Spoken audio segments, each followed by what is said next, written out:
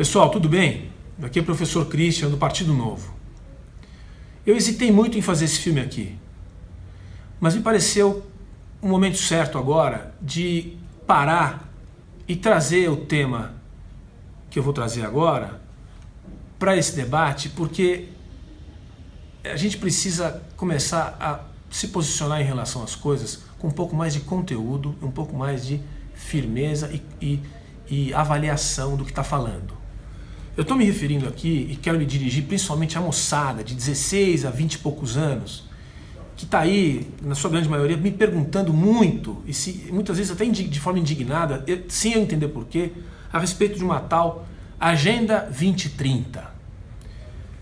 E eu já estava acompanhando isso há um certo tempo, mas assim, é tão virulento o negócio, é tão grande a quantidade de pessoas que está falando sobre esse assunto, sem ter a menor ideia do que está falando, que eu resolvi parar, pegar o documento e fazer o favor de ler o documento, interpretá-lo dentro da bibliografia conhecida das relações internacionais, das organizações internacionais, e trazer um pouco mais de luz e esclarecimento sobre do que se trata isso, para que as pessoas consigam falar certo o que elas estão falando, porque é muita coisa idiota que está se falando sobre isso. Então vamos lá, para ser objetivo.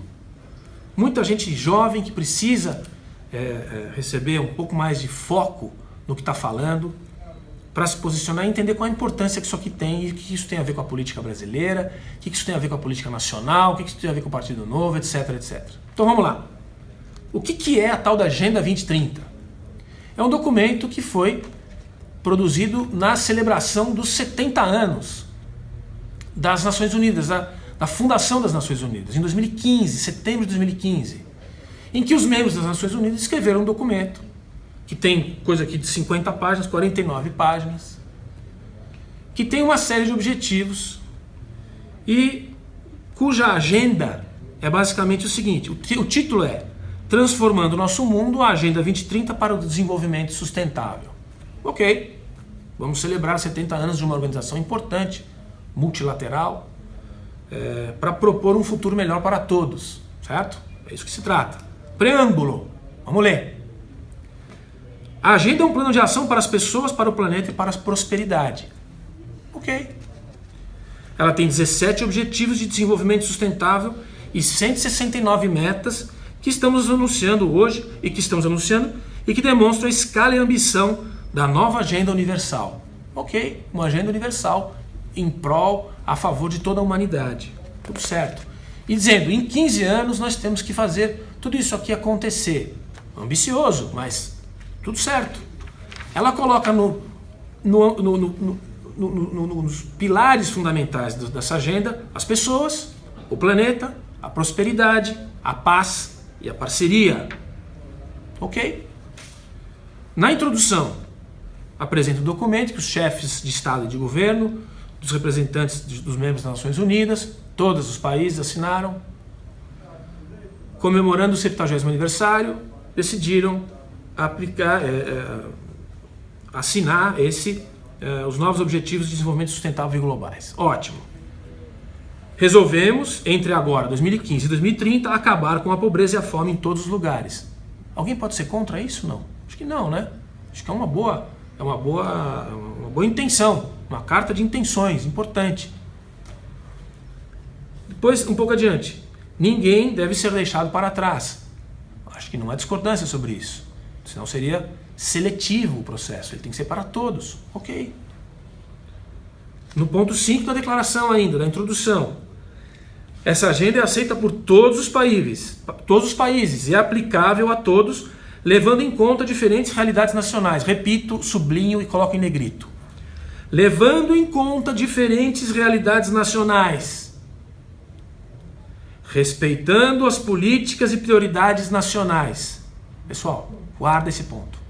Na introdução do documento, tão aí discutido, né, de forma calorosa nas redes sociais, respeitando as políticas e prioridades nacionais. Volto nesse ponto depois. Seguindo, nossa visão, tem uma visão no documento. Qual é a visão? Esses objetivos e metas estamos estabelecendo uma visão extremamente ambiciosa e transformadora. Tem consciência da ambição do programa. Porque aqueles aquelas metas do milênio que foram estabelecidas para o milênio não foram cumpridas, porque é difícil mesmo. São mais de 193 nações no mundo, com uma desigualdade enorme. Fazer um documento desse daqui de cima para baixo e falar vamos implementar e acabou, não é assim que faz. Nunca foi e não será. Prevemos um mundo de respeito universal aos direitos humanos, à dignidade humana, ao Estado de Direito, à justiça, à igualdade e à não discriminação. Dá para ser contra? Não. Ninguém pode ser contra. Se for contra é que tem algum problema. Tá tudo certo. Ponto 9 da visão. Um mundo em que cada país desfrute de crescimento econômico sustentado. Fine. Ok. Todos de acordo. Pois é uma relação de princípios e compromissos compartilhados. Entre eles, a nova agenda é guiada pelos propósitos e princípios da Carta das Nações Unidas, incluindo o pleno respeito pelo direito internacional. Ok? Fundamenta-se na Declaração dos Direitos da Declaração Universal dos Direitos Humanos. Ok? E também na Declaração do Milênio e nos resultados da Cúpula Mundial de 2005. Documentos assinados no ambiente internacional, endossados pelo Brasil, por exemplo. E segue uma série de princípios compartilhados. Entre eles, encontramos um momento de enormes desafios. Descrição do mundo atual. Discorda disso ou não? Concordo. Bilhões de cidadãos continuam a viver na pobreza e a eles é negada uma vida digna. Há crescentes desigualdades dentro dos e entre os países. Há uma heterogeneidade de países, de ambientes de riqueza e pobreza em mundo inteiro. Ninguém nega. Ninguém pode negar. Se negar é que está vendo o mundo de um jeito invertido. Há sim desigualdade no mundo todo. Outro aspecto. Quase 15 anos atrás, os Objetivos de Desenvolvimento do Milênio foram acordados. Forneceram um quadro importante para o desenvolvimento e um passo significativo foi feito em diversas áreas. Mas o progresso tem sido desigual. Realmente, não é fácil você estabelecer de cima para baixo regras que vão ser todas, têm que ser respondidas, têm que ser aplicadas e conseguir que tudo aconteça de um dia para o outro, num período curto de tempo, igual para todo mundo, em Burkina Faso e na Suíça. Vai ter diferença de implementação. Eles estão conscientes disso. Uma série de compromissos não foram cumpridos. É assim que é. Eles estão conscientes disso. A nova agenda. Estamos anunciando hoje 17 Objetivos de Desenvolvimento Sustentável com 169 metas associadas que são integradas e indivisíveis. Ok, é o modelo que eles apresentaram. Seguem uma série de observações. Quais são os meios de implementação? Na página 13. Como nós vamos implementar, como nações do mundo, vamos implementar essa nossa ambiciosa agenda? 39, parágrafo 39. A escalada e a ambição da nova agenda exigem uma parceria global revitalizada para garantir a sua execução. Ok. Segue os meios de implementação. Como ela vai ser acompanhada e avaliada? Nossos governos têm a responsabilidade, os países, as nações, têm a responsabilidade primária de acompanhamento e avaliação dos níveis nacional, regional e global. Nacional em primeiro, regional e global. Repito, nacional, regional e global. Segue um chamado para a ação para mudar o nosso mundo. Segue em frente. Vamos ler. Objetivos e metas do desenvolvimento sustentável. Vai seguindo. Vamos focar um pouco nesses aspectos que são talvez os mais importantes do documento. Tem que ler inteiro, mas dá uma olhada no que ele está dizendo aqui.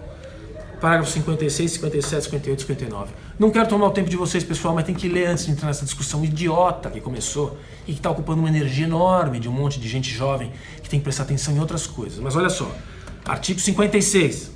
Ao decidir sobre esses objetivos e metas, reconhecemos que cada país enfrenta desafios específicos para alcançar o desenvolvimento sustentável. Cada país tem os seus problemas. 57. Reconhecemos que os dados de referência para várias metas permanecem indisponíveis. Para cumprir o que está se pedindo, ainda não tem dado suficiente.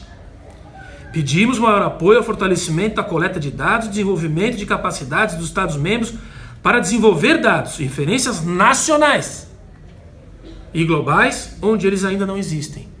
Ainda falta dado para poder interpretar tudo isso daqui, para poder implementar essas medidas. Eles estão reconhecendo isso. Tem país que tem dado, tem país que não tem país que precisa ainda desenvolver os dados para dizer exatamente onde é que está o problema. 58. Encorajamos os esforços em curso pelos Estados e outros fóruns para tratar as questões chaves que representam potenciais desafios para a implementação da nossa agenda. Encorajamos os esforços em curso pelos Estados. E nós respeitamos os mandatos independentes desses processos.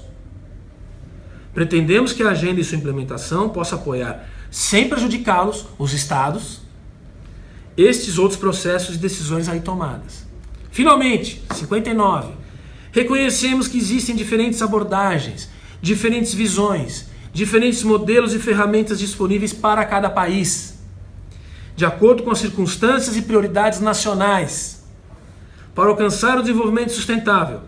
E reafirmamos que o planeta Terra e seus ecossistemas são a nossa terra, nossa casa comum, que é a Mãe Terra, uma expressão comum em vários países e regiões. Pessoal, mais claro que isso, só transparente, se fosse o papel. Tá certo?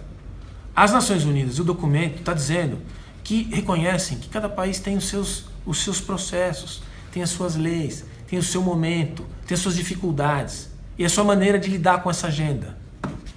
E finalmente, para não falar demais, para concluir, vem os objetivos do desenvolvimento sustentável no detalhe.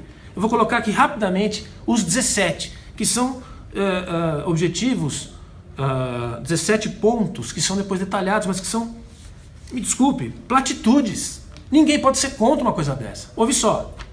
Objetivo 1, acabar com a pobreza em todas as suas formas. Dá para ser contra isso aqui?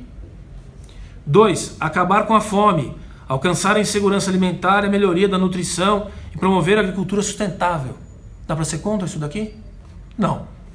Assegurar uma vida saudável e o bem-estar para todos. Alguém é contra isso daqui? Não. Assegurar a educação inclusiva e equitativa e de qualidade. Dá para ser contra uma educação de qualidade? Não. Alcançar a igualdade de gênero, empoderar todas as mulheres e meninas. Igualdade de gênero é o quê? Que uma mulher e um homem que tenham as mesmas condições, o mesmo conhecimento, tenham um salário igual. Dá para ser contra isso? Não estou entrando no mérito dessa loucurinha de gênero aí. Estou falando de coisas óbvias. Dá para ser contra isso? Ninguém vai ser. Aqui no Novo não vai ser. Assegurar a disponibilidade e gestão sustentável da água. Dá para ser contra? Não. Assegurar o acesso confiável, sustentável, moderno e a preço acessível à energia para todos. Dá para ser contra? Não. Promover o crescimento econômico sustentado e o trabalho decente para todos. Dá para ser contra? Não. Aí vem o sujeito, não, mas eles estão dizendo aqui que tem que ser, todo trabalho vai ser considerado como escravo. Meu amigo, a gente tem lei nacional, a gente tem regra no Brasil. Essas entidades não têm nenhuma força sobre a regra nacional. Dá para ser contra? Promover o crescimento econômico sustentado, produtivo e o trabalho decente para todos? Não dá para ser contra. Tem que ser a favor. Construir infraestruturas resilientes, inclusivas, sustentáveis e fomentar a inovação. Platitude? Evidente que nós somos a favor. Reduzir a desigualdade dentro dos países e entre eles? Evidente que sim. Tornar as cidades e assentamentos humanos inclusivos e seguros. Assegurar padrões de produção e de consumo sustentáveis. Combater a mudança climática. Pessoal, pelo amor de Deus. Conservação do uso sustentável dos oceanos. Dá para ser contra? Não. Recuperar e promover o uso sustentável dos ecossistemas. Ok. Finalmente, promover sociedades pacíficas. A ONU nasceu como instituição de segurança multilateral para manter a paz entre as nações. Ok. Finalmente, fortalecer os meios de implementação e revitalização, a parceria global para o desenvolvimento sustentável. Ok. De acordo. Fine. Aí vem essa discussão. Todos os detalhes dos 17 pontos estão aqui no documento. Vai ler. Tem uma discussão que eu não entendi até agora, tal do globalismo. Não porque são globalistas, vocês não são globalistas, vocês são da esquerda internacional. Deixa eu dizer um negócio para vocês. Pega 2 livros. A Sociedade Anárquica do Hadley Bull, de 1977. The Anarchical Society. Tem tradução em português. O Hadley Bull, nos anos 70, diz o seguinte, e ainda é assim. Você tem um ambiente anárquico no sistema internacional. Quem são os atores fundamentais? A escola realista das relações internacionais, para quem estuda isso, são os Estados. E as organizações internacionais são atores importantes, relevantes, mas nós não chegamos ainda no mundo da paz perpétua. Pega outro livro, Paz perpétua é o termo do livro, é o título do livro do Immanuel Kant, um filósofo alemão lá de Königsberg, que escreveu uma obra clássica da paz perpétua. A ideia é de um colegiado de nações que pudesse vir a ser no futuro, consertar o ambiente internacional para evitar a guerra. Essa ideia, ainda utópica, ainda não chegou na humanidade, tem sido fomentada por organizações internacionais, pelo fortalecimento de organizações internacionais multilaterais. Ok, esse é o mundo que a gente vive. Mas os Estados nacionais ainda se impõem sobre as organizações internacionais. Esse tipo de documento não se impõe sobre a legislação nacional, nem se imporá tão cedo. Vai ler a Paz Perpétua e vai entender qual foi o pensamento filosófico trazido pelo Kant lá atrás. E vai ler a Sociedade Anárquica do Hadley Bull e estudar a ciência política e ver que o estado de natureza hobbesiano, aquele que você estuda na base do conhecimento da formação do Estado Nacional e a formação dos Estados Nacionais, né? O Leviatã, que o estado de natureza descrito por Hobbes, onde todos estão contra todos, deveria ser controlado pela criação de um Estado Nacional. Essa anarquia de todos contra todos, ela é transposta para o sistema internacional, na interpretação do Bull. Então o mundo é uma anarquia. Não tem governo mundial, nem vai ter tão cedo. Isso aqui não é governo mundial, isso aqui é carta de intenção. Não tem. Quem tem é países independentes e soberanos que tentam construir um ambiente internacional multilateral, na segurança, no comércio, etc. Para ficar nas Nações Unidas, pessoal, nunca esqueçam de fazer a pergunta: quem é que paga? Quem é que paga? Porque é o seguinte, não tem almoço grátis, não é? Que alguém está pagando. Quem é que paga aquele prédio em Nova York, onde está todo mundo escrevendo esse documento bonito, gente do mundo inteiro? Regular budget, o orçamento regular, o orçamento ordinário das Nações Unidas. 25% dos Estados Unidos da América. Quem paga o salário desses caras, 25% são os americanos. Começa daí. Para ter organização internacional realmente representativa do mundo todo mundo tinha que contribuir igual. Não é isso? Aí todo mundo tinha que ter o mesmo voto. Mas não é assim ainda. Porque o mundo é muito desigual. Os países são muito diferentes. Tem força bruta diferente. Então não adianta querer fazer discursinho de igualdade se o mundo ainda tem desigualdade na formação dos Estados nacionais. E não foram os Estados Unidos da América que inventaram isso. É assim que a realidade se apresenta. A gente tem que trabalhar de acordo com o mundo como ele se apresenta, e não no sonho da utopia idiota da igualdade onde ninguém quer pagar, só quer receber. Parece alguma coisa que a gente já ouviu, né? Em outras instâncias da política nacional. Todo mundo quer receber, mas ninguém quer ter dever. Quer participar de um mundo multilateral mais igual? Então paga. É a mesma coisa, pessoal. Isso aqui é um instrumento de boa intenção da humanidade. É uma boa coisa que existe isso. É uma boa iniciativa. Mas não vem com essa história de globalismo, ainda mais porque está invertida a discussão de globalismo. O globalismo é o seguinte. Então não se esqueçam. Leiam o Bull, leiam a Paz Perpétua, se quiser leiam Hobbes.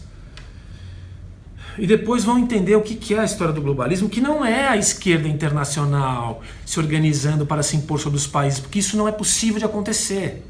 O globalismo, como é colocado, aliás, as suas figuras mais conhecidas na literatura contemporânea, por exemplo, para pegar dois autores, o Wallerstein, Immanuel Wallerstein, ou o Chomsky, por exemplo, que são autores do globalismo. Uma das correntes do globalismo diz que o globalismo é a vontade da burguesia internacional e das multinacionais oprimindo os trabalhadores. Não é o contrário que nem o pessoal está discutindo na internet, que é uma esquerda organizada para conter o capitalismo moderno. Não é isso, pessoal. Está invertido. Então, assim, o que eu queria pedir a todos, que eu não queria fazer um vídeo tão longo, mas assim, vamos se preocupar com as coisas de verdade. Primeira coisa, quer entender de um tema? Vai ler, pega o documento e lê. Depois interpreta, pode ter sua interpretação. A hermenêutica é uma ciência, a ciência da interpretação. Esse parágrafo eu entendi diferente. Mas não vai ficar ouvindo coisinha aí, boboquinha de internet e reproduzir. Dá uma olhada antes, em qualquer tema, pessoal, vamos ler um pouco mais. Vamos se preocupar um pouco mais com a qualidade do conteúdo. Certo? Beleza? Muito bem. E outra coisa, vamos pensar o seguinte.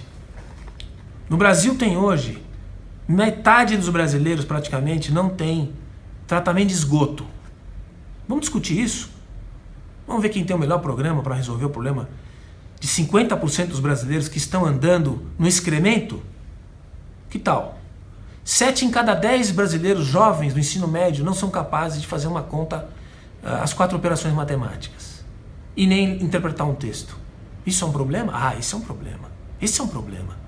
Agora, ficar nessa coisa de internet, gastando energia e tempo, ainda fazendo crítica falsa para partido político, que para nós não devia ser, porque não temos nada contra isso aqui. Ah, mas a Janaína assinou um documento, ela é coautora do documento, meu amigo. É a cidade de São Paulo dizendo que corrobora com todas essas ideias e vai tentar aplicá-las assim que a legislação municipal, estadual e nacional puderem fazê-lo. Ponto. Tão simples quanto isso. Não perde mais tempo com essa história. Eu peço a todos os nossos seguidores, não perde tempo e energia com isso aqui. A gente tem que perder tempo e energia com as crianças que não têm escola. Que tem escola e não aprende nada. Com o esgoto que está a céu aberto em boa parte das capitais brasileiras. Isso que eu queria que vocês discutissem todos. E se tiver pergunta sobre as nossas posições partidárias, pode vir que a gente tem tudo aqui. E já acho que uma parte está sendo respondida. Eu não vou gastar mais nem um minuto com esse negócio de 2030. Nem um minuto. Tem outros temas desse tipo que nós não vamos gastar nem um minuto mais. Entendeu? Vamos gastar nosso tempo e nossa energia para consertar as coisas grandes. Inclusive os temas internacionais, que são importantes. Beleza? Olha só. Leitura, transparência, seriedade, responsabilidade, franqueza. E responsabilidade, pessoal. Pega o documento e lê. Beleza? Tamo junto, Partido Novo. Aquele abraço.